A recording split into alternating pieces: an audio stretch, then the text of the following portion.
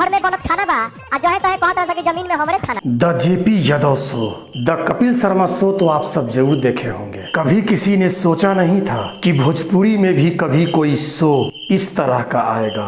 ये वही बंदा है जिसने कर दिखाया। ये भाई पहले छोटा मोटा रील्स क्रिएटर था, अपने कॉमेडी से सबको हंसाया करता था। बाद में कपिल शर्मा शो का कुछ पार्ट कट करके अपनी वीडियो में एडिट करके अपनी कला से लोगों को हंसाया करता था। आज के डेट में अपना खुद का शो लेकर आया है, द जेपी यादव शो।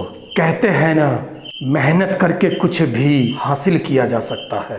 पहला एपिसोड द जेपी यादव शो यूट्यूब चैनल से रिलीज कर दिया गया है। यहाँ तक पहुँचने के लिए भाई ने बहुत मेहनत किया।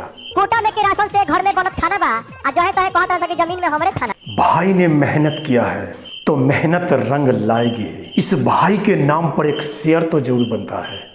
धन्यवाद।